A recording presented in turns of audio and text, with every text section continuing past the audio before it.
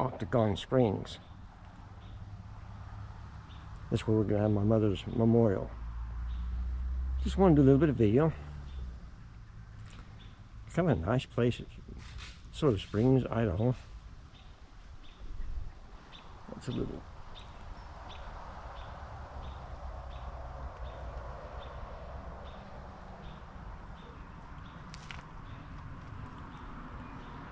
nice little place, little park, beautiful little place.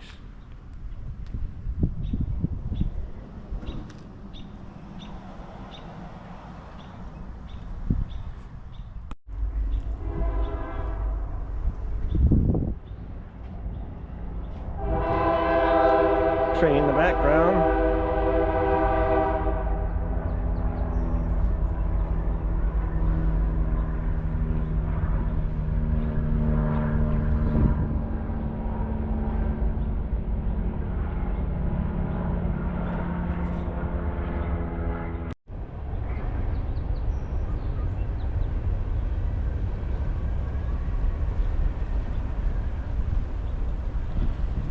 Octagon Spring.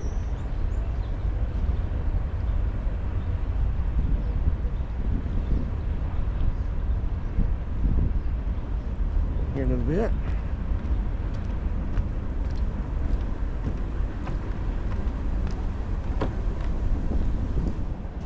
And that's the spring water right there. Kind of like Hooper Springs, I think.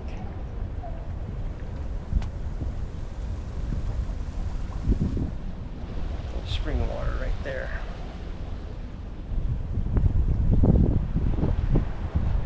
There's a little babbling brook.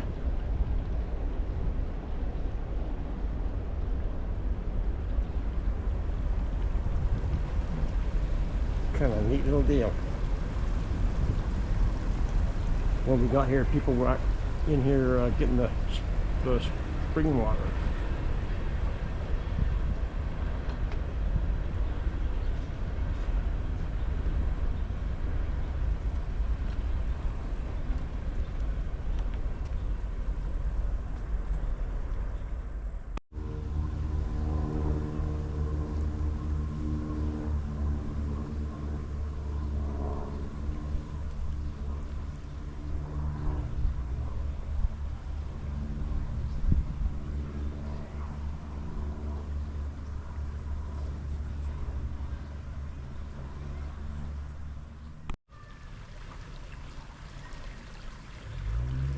Octagon Spring Park.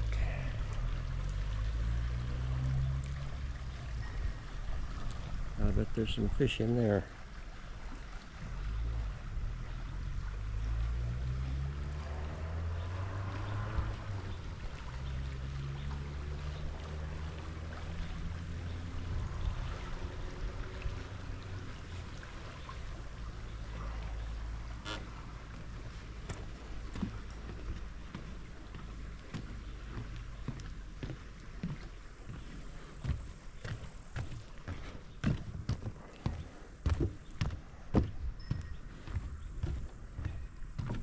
The reason of the boardwalk here, I think they said that in heavy rains, this turns into a swamp.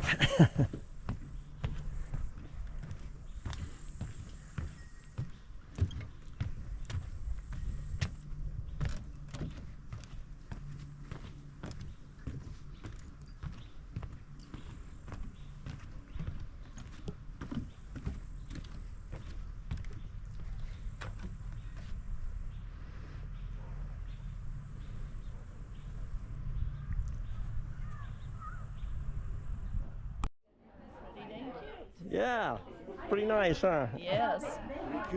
All right. This is probably on Facebook. Okay. You know me. Facebook.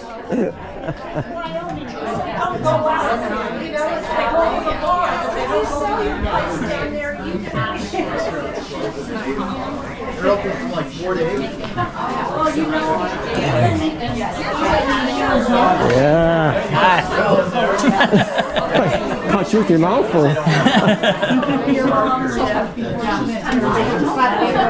I need to get a little bit of video. Smile. There you go. Well, see, she was married. Yes. They lived in Boise. And they moved to So where did your dad? They went from Boise. my mom and dad, Yeah. they lived, the last place they lived was, they went to Preston. Yeah, they used to see them once in a while. Yeah. And then after that, they moved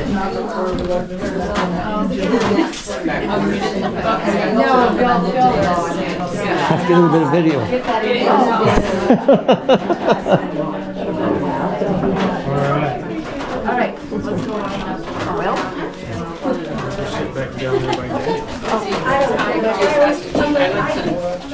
A little bit of video, Jeff.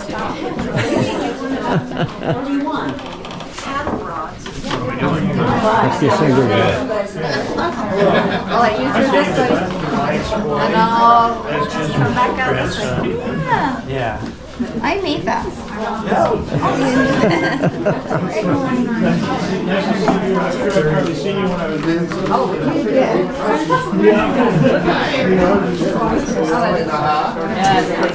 Oh, she would have liked that one. Not much of my building one, but yeah. So Haley.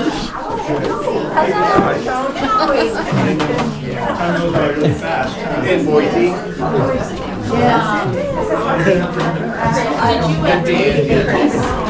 Chris and Myrna, grandpa. Yes, just like that. Yes. So, Bonnie is the daughter. He walked into my grandparents' cafe, which used to be, I think it was Caribou. Is that what it was called? Yeah. Yeah, Caribou? Yeah. Yeah, there was the Caribou, there's the Enders, and there was the Idaho. No, they had the one, I think it was a Caribou. Mhm. Okay. Dallas said it was a Caribou. She was working there as a waitress. And my father walked in, and she was love at first sight for her. Because he went in, he had his Navy uniform on, and what woman can't pass up a guy in a uniform? I'm sorry. But anyway, so they moved away, they went to Pocatello, and that's where we were born. And then we moved to Salt Lake. We lived in Salt Lake for many, many years. And we ended up in Kemmer, and then we started coming back over to Soda Springs on our way to Pocatello. And I remember stopping at the ranch. I remember Julie when she was like this. Of course, I was probably only like this. But, and I always remembered her mom. She had the prettiest, long, pretty black hair.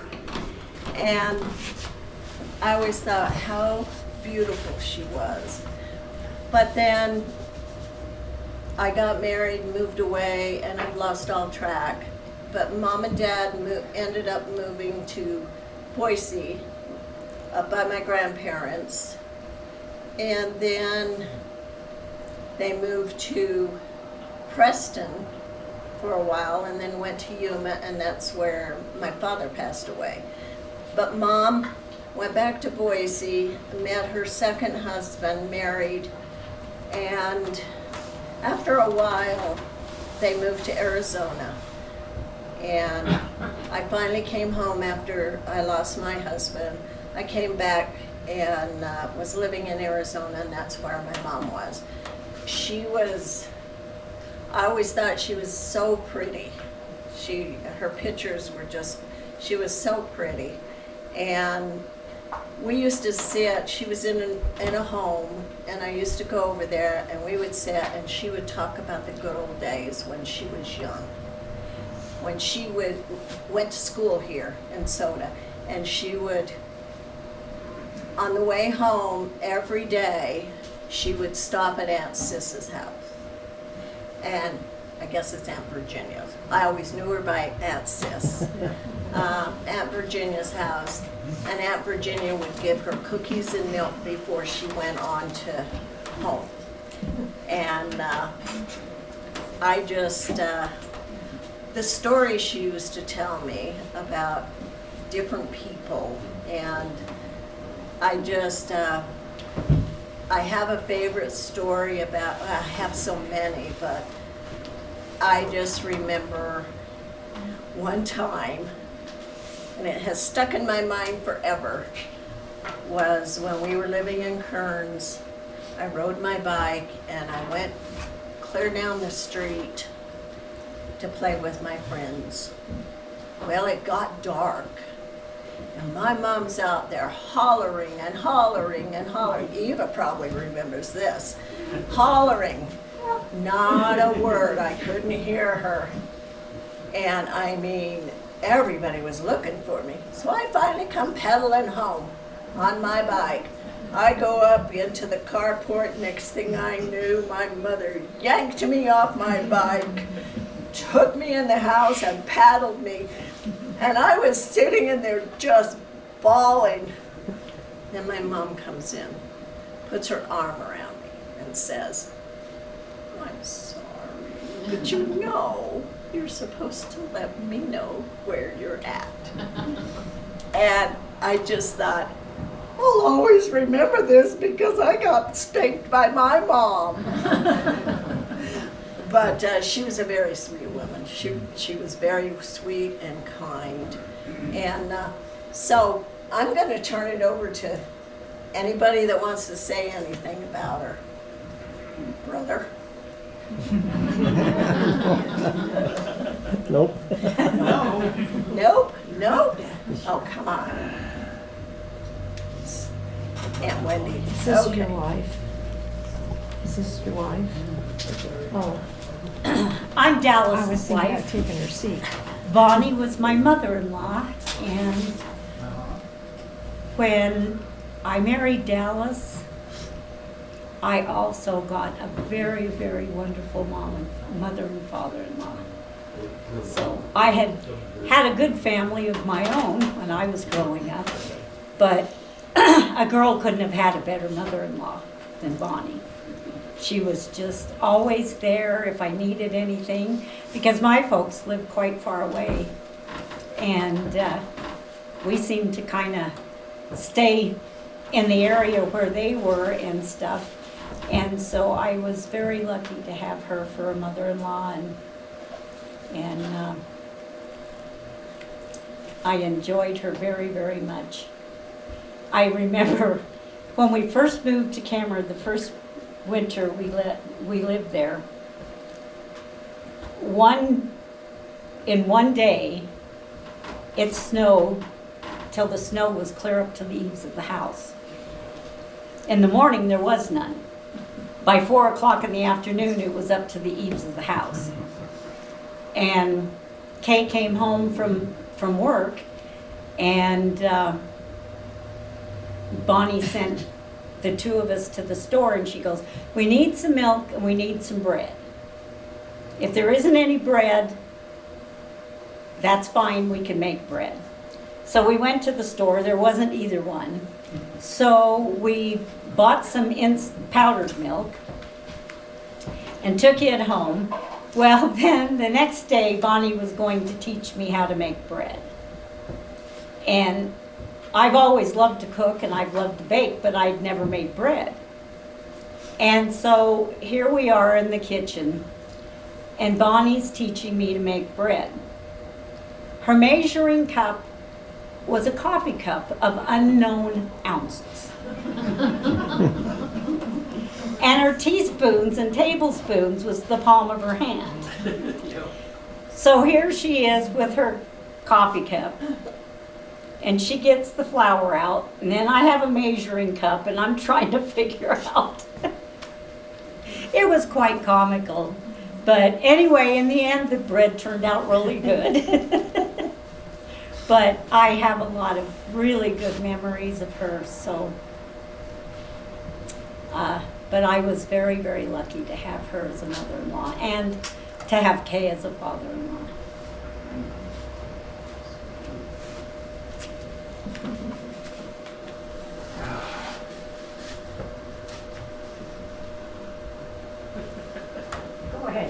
Okay. This is Dallas and I's son, Chris. Hi, I'm Chris. Come over I here, was lucky Chris. to have. I was lucky enough to have Grandma Bonnie as my grandma. My greatest memories as a child was I always spent a lot of summers with them up in Nampa, and I would just go up there and hang out with them for the summer, you know, and help them out. You know, just being a kid, growing up, having fun, stuff like that. And we always took the best fishing trips. And that was probably the greatest thing that ever came out of going up and spending time with them was the fishing trips. Because even to this day, I still love to fish. I try and go out every chance I get. I mean, I go out, catch fish for my parents, put it in my freezer, and then when I come up here to see them, I bring it to them. So it was definitely some of the good memories that I have was that. So that's all I got right now.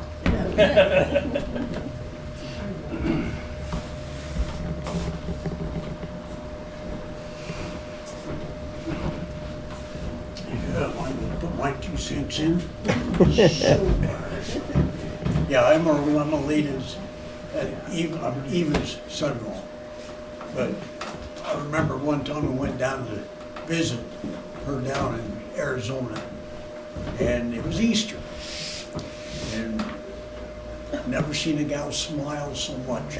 We got her out of bed, took her outside, had a little picnic table set up. Lita set everything up, and we did Easter eggs. She had a good time. I still got a couple of pictures of her, so just a smiling. But thought a lot of her, nice old lady. Yeah. Yeah. Thank you.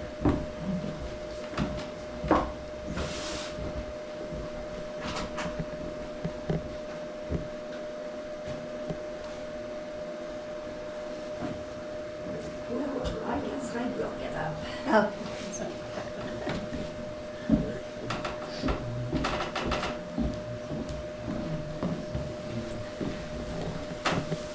I used to live with Bonnie and Kay and Kearns and her. And anyway, this one day, Bonnie needed a haircut. And so I told her, hey, I'm gonna cut your hair. I'll do it good. So I got the scissors out and chopped. She hardly had any hair left. Oh, it was horrible. She never forgave me.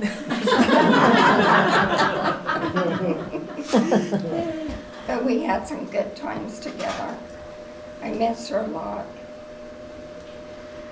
But time goes on, you know? And it's nice to have everybody here.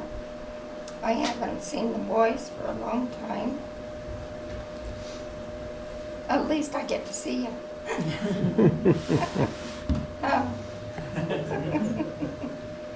Yeah, I guess that's all. Oh, Kay he taught me how to drive a stick shift. And I'd step on it and I'd go like this. And he said, give it some time and you'll go. And I said, oh, I will. And boy, we went. Barely missed the ditch. But anyway, he about had a fit. I don't think he wanted me to drive anymore.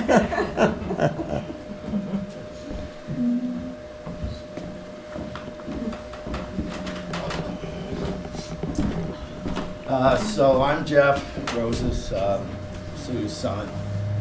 I think the middle grandkid. You're the second, right? Second grandkid. Yeah. You probably heard it already. I feel as lucky as everybody else to have her in my life. Unfortunately, I didn't get to see her as much growing up, but I always kind of knew that she was somewhere deep inside me, and that she was following me. I think my greatest memory when I was little was hanging out on the back porch with her and Grandpa, as they drank their beers and watched the sunset together. I mean, that was like a lasting memory for me. And they loved doing it. I think that was their favorite pastime back then, was just sitting on the back porch and having the grandkids run around. But I remember the last time we saw her, I was able to bring my kids out west and do some of the things that we did as kids, and the last thing we did before we went back home was stop in and see her in Arizona, and she was still healthy then, and it was nice to spend time with her, and I preferred to remember that grandma. She was sick for a while, but I prefer the vibrant grandma Bowen. That's the grandma that lived in my heart.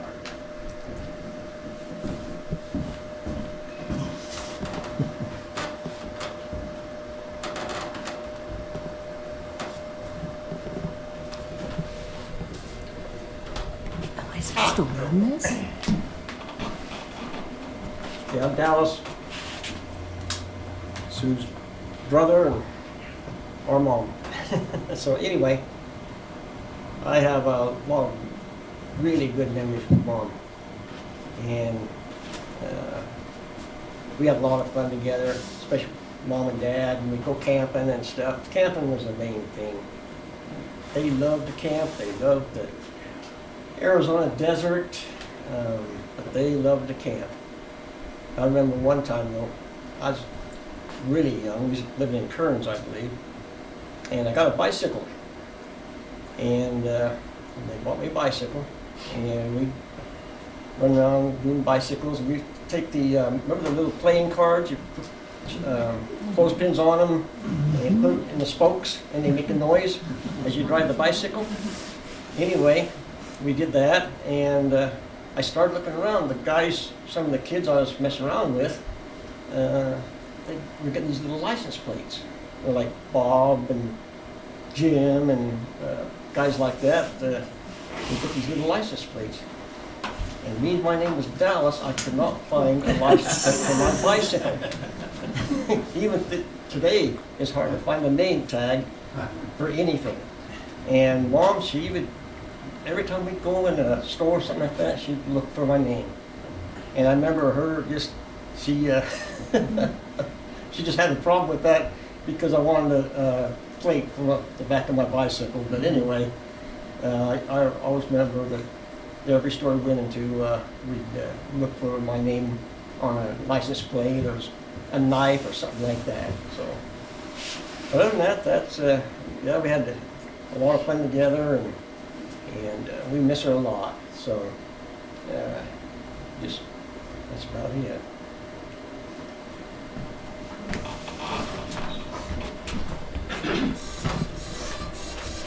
I'm Terry Lakey. My husband was Dwight Lakey. He was a son of Ezra and Faye, and some of his family is here today too. I grew up in Soda Springs, but Faye and Ez were good friends of my family's, the Tiptons.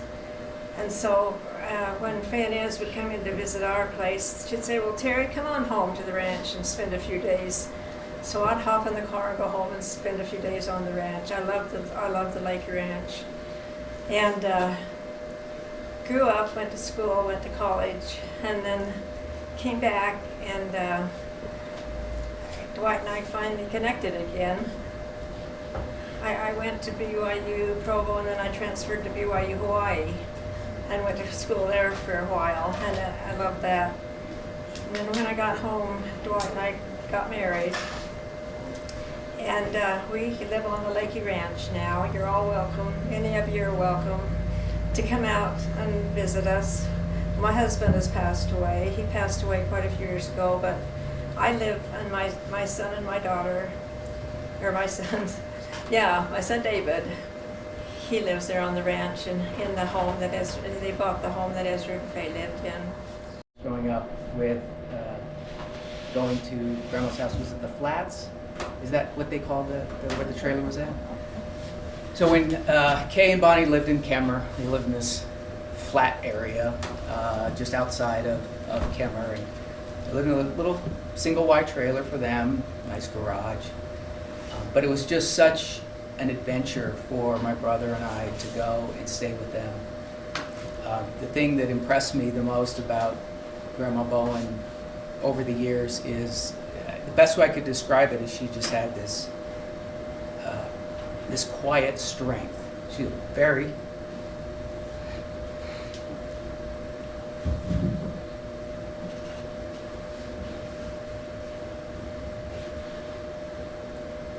she's a very strong woman.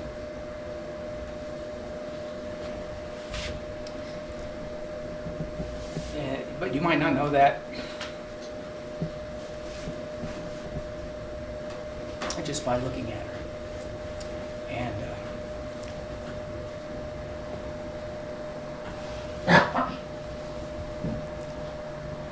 she had such a strong presence in my life growing up. And I know that when my brother Jeff and I and Donnie would go and stay with her, we would put her through her paces. I mean, we were not the easiest kids to deal with. You know, I've always known my grandma to use a cane. I don't think I ever know a time before that. And of course, we were fascinated by the fact that she had a cane, so we would always take her cane and play with it. And she'd say, "You boys put that cane back where I can get it," because she needed to know where that cane was. But we knew, for some reason, we knew that there was a line not to cross with her. I don't know how we knew, we just knew. You know, she'd say things like, "Don't make me get my feather and put it in my hair." Because we knew that if she put that feather in her hair, she was coming after us. But she was just, I think if there's anything that I can take away from being a part of this family is that she lived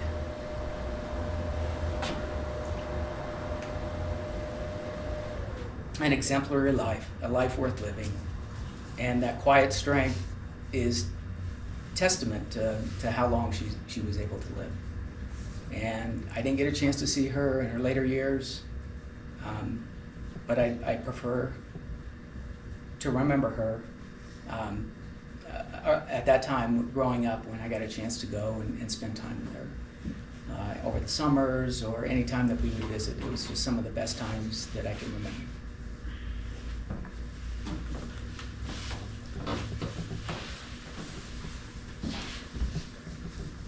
I hope I just lived that long. As she did. She gets that Lakey genes, right? Yes, she does. I know that's true because it seems like, I remember she told me once, she said, "I'm going to outlive my mom and dad."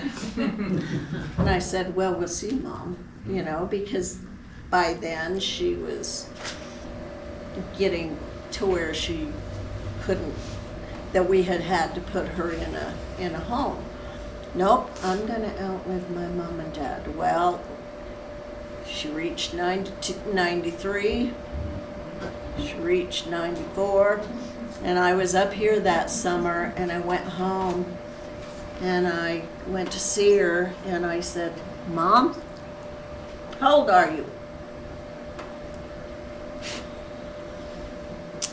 "Let's see, I'm 90. And I said, "Are you sure?" "No, I think I outlived my mom and dad," she'd say. And I'd say, "You did." She was 94 when she finally passed. And you know, my mom was a very, very strong-willed woman.